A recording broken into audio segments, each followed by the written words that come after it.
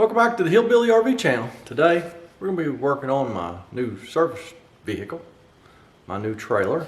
If you watched the last video, then you know all about the trailer, why and how and all that.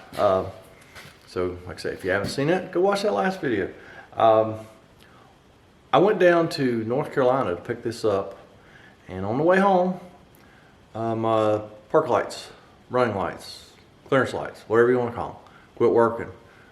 It popped the fuse in my truck, and like I said in that last video, modern vehicles with a tow package has separate breakers for the trailer. Park lights, left turn, right turn, brake lights are the same as the signals. So yeah, there's a short in this thing somewhere. And let me show you what I've done thus far, which ain't a whole lot. So I brought my battery, my 12-volt battery around here, my jumper wires. I used my cheat sheet that I've had. Pete made this for me 25 years ago or more when I worked for a dealership. So shout out to Pete. Yeah, he left the dealership and went back to his auto roots. He started an auto shop, and I left. Started my own mobile RV service. But anyhow, thanks Pete.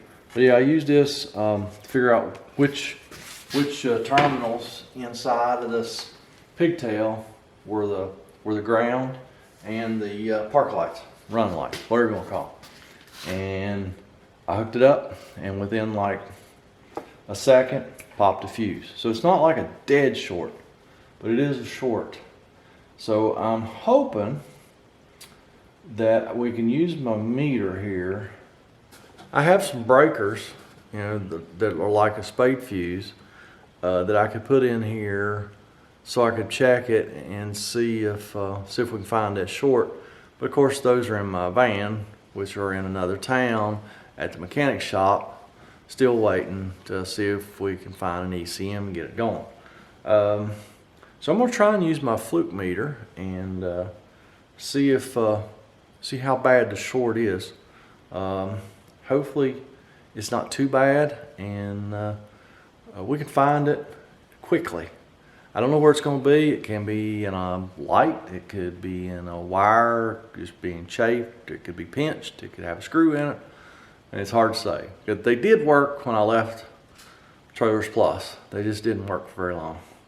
And I don't really want to take it back to Trailer Plus because the nearest one is an hour away from me, and I don't want to take it down there and leave it for 3 or 4 days or longer and then have to go back down there and get it. So if I can figure it out, I'll figure it out and fix it, and we'll move on with life. So let me hook up my fluke meter and see how bad this short is.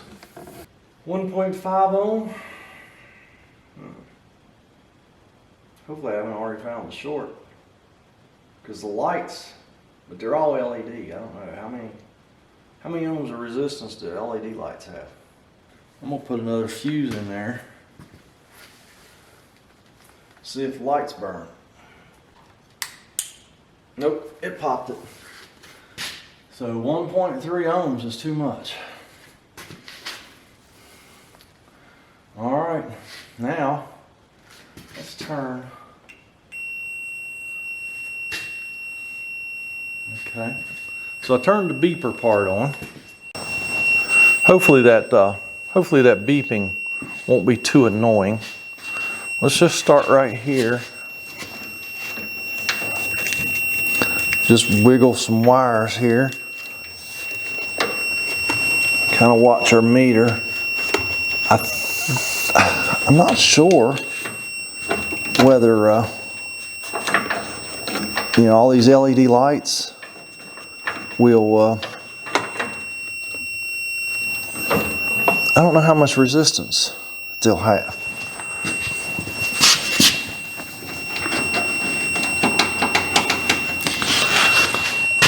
So wiggled all these wires up front, and my meter never changed. Let's check his park light here.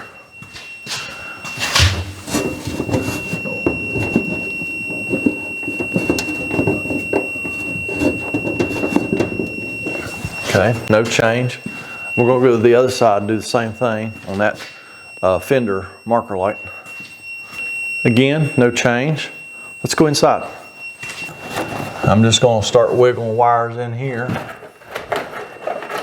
See if there's any change in the meter. Because of course the marker light circuit is the largest circuit in this trailer, of course.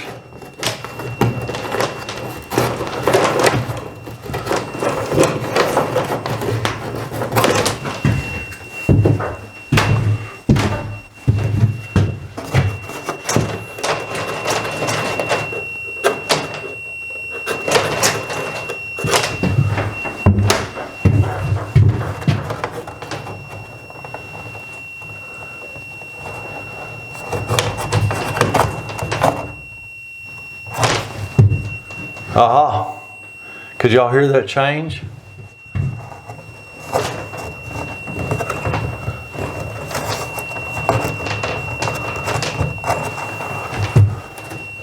Something here made a noticeable difference.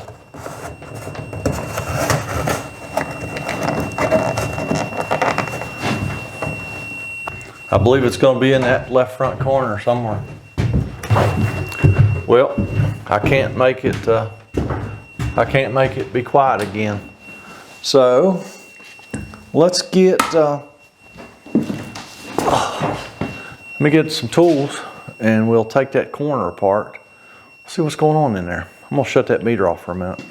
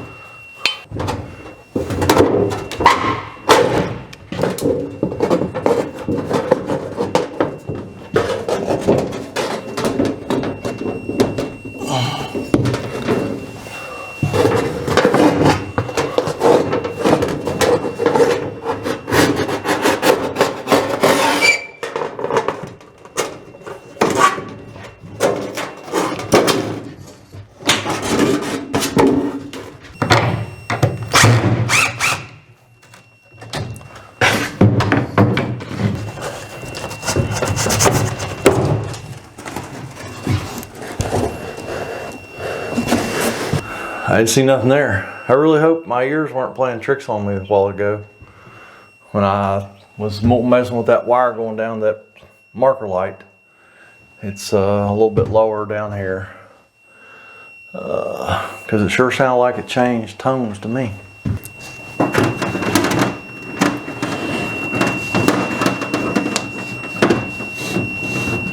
I don't know, not seeing nothing, nor am I hearing the meter change tones. Well, that's what was my ears playing tricks on me. I might be barking up the wrong tree. Well, I've checked this corner out really thoroughly, so I don't see it. So all we can do now, the green wire is going to be your marker lights. So all we can do now is start isolating that wire. We'll cut it back here, or take a Scotch lock loose, or whatever we need to do. We might have to cut it, and we can put it together a whole lot better than Scotch locks. But start cutting it and see when our meter quits beeping. I know the lighting here is horrible. If we cut it right here, that'll eliminate this whole side here. So let's just snipperoo. No change. All right, let's go over here and eliminate this corner.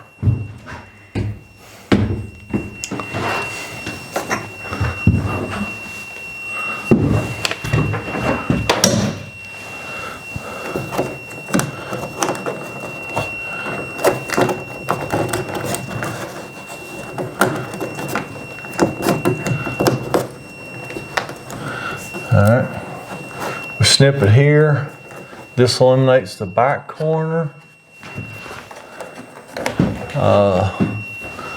There's probably a couple marker lights. Yep. Several marker lights here in the center and the back, and it will eliminate, of course, this corner, this tail light, and the license plate lights. Let's see what happens. Okay, the beep went away. Well, we know it's probably going to be in this corner somewhere, or one of these marker lights. There's several marker lights. So, yeah, but it's, oh, y'all can't see nothing. But yeah, it's probably gonna be in this corner somewhere. Just for grins and giggles, I wanna go out and hook my, well, I wanna just look at my meter, see what it says, because there's still one marker light hooked up over here on the left front corner. And I may hook it up to the battery and see if it burns. So I'll be right back. All right, the meter reads infinity. And there's two lights, actually, that corner marker light and the fender marker light, and they do burn. So LED lights, you get no resistance through. So that's good to know. Hopefully I'll remember that next time I need that information.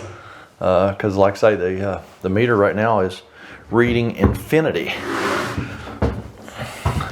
So let's start right here with these this cover over these marker lights. Let's look right there first. I took a cover off right here. Let's see here. Yeah, crap. I thought maybe that screw right there had been shot through this wire, because those wires were laying down in there. I'm going to reattach this wire right here just temporarily with a jumper wire, and then we're going to have to start eliminating things one at a time, I guess. All right, that makes absolutely no sense. Because you can probably see, I actually put the fuse back in and everything is working to this point. Now, the beeping didn't go away until I cut that wire right there. It didn't stop when I cut this wire, which just eliminated this corner and that side. So the only thing I've done is tuck this screw out right here. So was this actually touching? I don't see a mark on that wire. Okay, that makes absolutely no sense at all. So I guess I'll have to put this side back together too and see if see if all the lights work now. Wouldn't that be great? Now I went and took that fuse back out because I've been through a whole bunch of fuses. I don't need to. No point in blowing any more fuses today. See if the beep comes back. Seriously? Well, I know why I quit beeping. One of my leads fell off on my multimeter. So let's unhook this one again. Okay, no difference. And then let's unhook this one again. Beeping goes away. Did you hear that? Finally made some headway.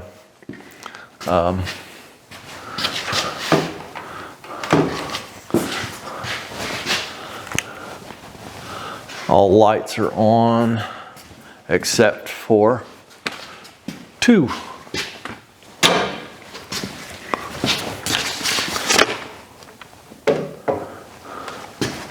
Let me show you what I found. I mean, I still haven't found the smoking gun yet, but I did isolate it to one light. This is the wire going down to the fender marker light. So that's the only thing on the meter. And we got 0.4 ohms. So there's a short somewhere there. I'm just hooked to a ground, frame ground, and that one light, and there you go. Still don't know exactly what's wrong with it yet. I might have to take this wall apart. I don't know how far I'm gonna have to go to find it.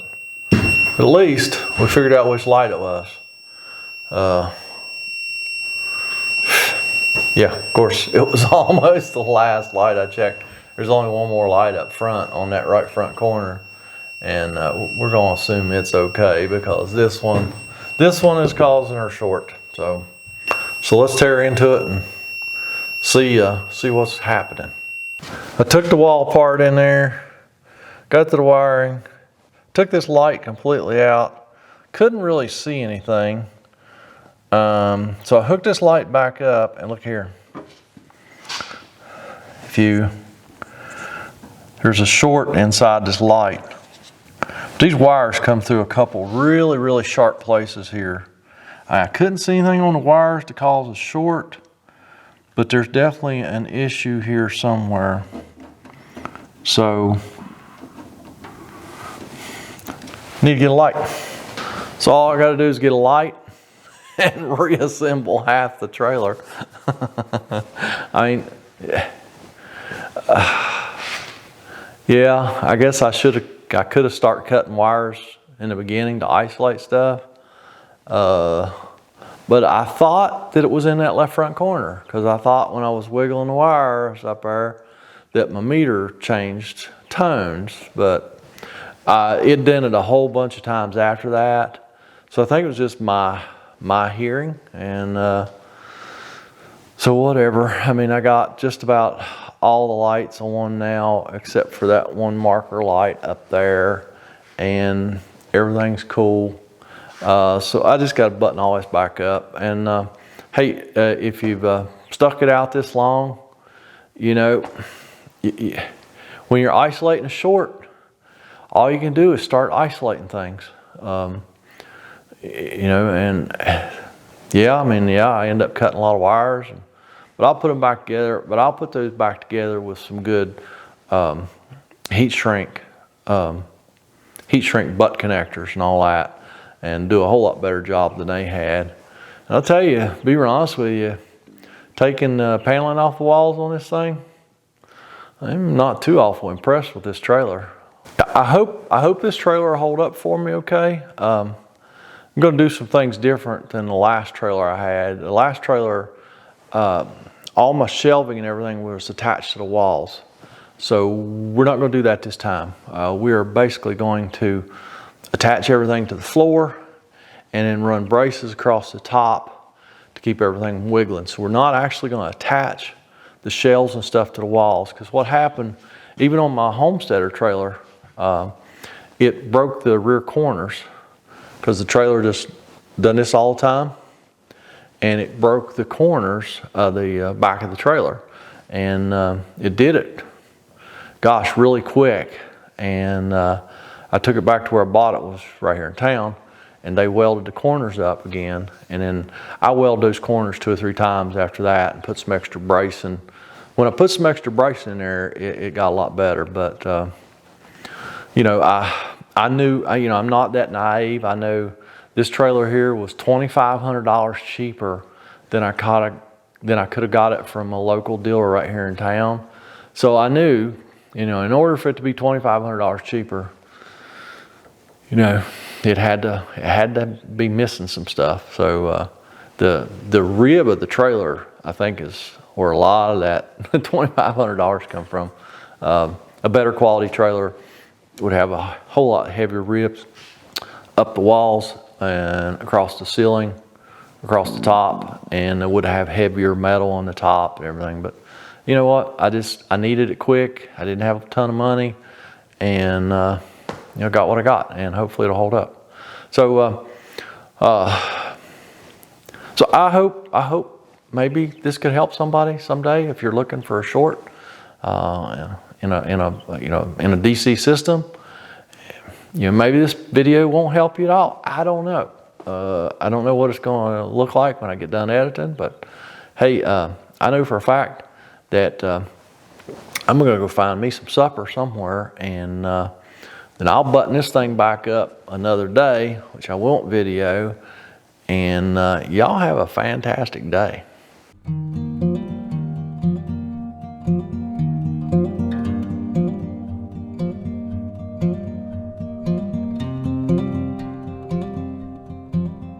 Thank you.